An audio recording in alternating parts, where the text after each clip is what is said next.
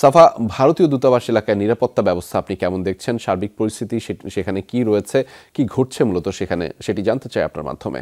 রেজা, আমি কিন্তু 2 ঘন্টা যাবত পুরো এলাকাটা দেখলাম এবং যেটি দেখছি সেটি হচ্ছে বাংলাদেশে ভারতের দূতাবাস কিন্তু নিরাপদ এবং কোন স্তরের নিরাপদ, 3 স্তরের নিরাপত্তা কিন্তু এখানে দেওয়া হয়েছে এবং যেটি চোখে পড়েছে, আপনি নিশ্চয়ই জানেন যে এক্সিট এবং এন্ট্রি গেট যেগুলো আছে সেগুলোতে তো আছেই। এছাড়া ওই পিছনের যে লেকের যে অংশটি আছে সেই লেকের অংশ জুড়ে যে বাউন্ডারি যে জায়গাটি, সেই জায়গাটিতেও কিন্তু আইনশৃঙ্খলা রক্ষাকারী বাহিনীর সদস্যরা তারা কিন্তু মোতায়েন আছেন।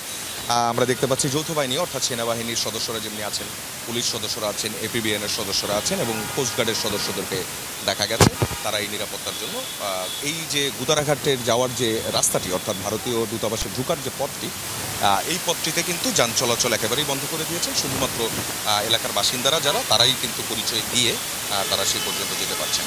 দূতাবাসেও যারা প্রবেশ করছেন তাদেরকে কিন্তু পুরোপুরি তল্লাশি করে সেই পর্যন্ত তাদেরকে যেতে দেওয়া হচ্ছে এখন পর্যন্ত আমরা যেটি দেখলাম। এবং আইনশৃঙ্খলার দায়িত্বে সেনাবাহিনীর যে ঊর্ধ্বতন কর্মকর্তারা আছেন তাদের সঙ্গেও আমার যে বিষয়গুলো নিয়ে কথা হলো, এবং তারা বলছেন যে কোনো ধরনের নিরাপত্তা থ্রেট তারা এখনও পর্যন্ত পাননি।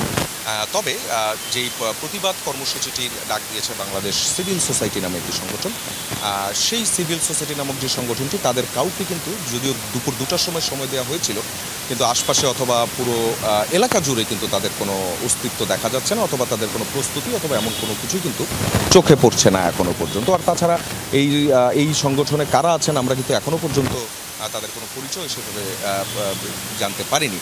এখন পর্যন্ত আমরা যেটি দেখছি, আগরতলায় বাংলাদেশের যে সহকারী হাইকমিশন, সেখানে হামলার পর গতকাল রাতে নাগরিক কমিটির একটি মানববন্ধনের মতো, অর্থাৎ তারা প্রতিবাদ সমাবেশের প্রতিবাদ কর্মসূচির একটি ডাক দিয়েছিলেন। তারা সেই পর্যন্ত এসেছিলেন, ভাটারা থানার সামনে তারা অবস্থান নিয়েছিলেন এবং আজ দুপুর 2টায় যে কর্মসূচিটি দেওয়া হয়েছে সেই কর্মসূচিটি কোনোভাবেই বলছেন আইনশৃঙ্খলার রক্ষার দায়িত্বে যারা আছেন তারা বলছেন যে কেউ যাতে কোনো ধরনের অপ্রীতিকর পরিবেশ তৈরি করতে না পারে এবং পুরো যে এম্বাসি এলাকা যেটি আছে, এবং আপনি জানেন এখানে দুইটি এম্বাসি বা আমেরিকান এম্বাসিও রয়েছে, পুরো এম্বাসি এলাকাই কিন্তু অর্থাৎ ডিপ্লোম্যাটিক জোনের সবগুলো জায়গাতেই কিন্তু নিরাপত্তা জোরদার করা হয়েছে। আমরা দেখতে পাচ্ছি 3 লেয়ারে আইনশৃঙ্খলা রক্ষাকারী বাহিনীর সদস্যরা তারা অবস্থান নিয়ে আছেন এবং যেই কর্মসূচিগুলোর কথা বলা হয়েছে সেই কর্মসূচিগুলো এখনো পর্যন্ত শান্তিপূর্ণর কথাই কিন্তু বলা হয়েছে আমরা যেটি দেখছি।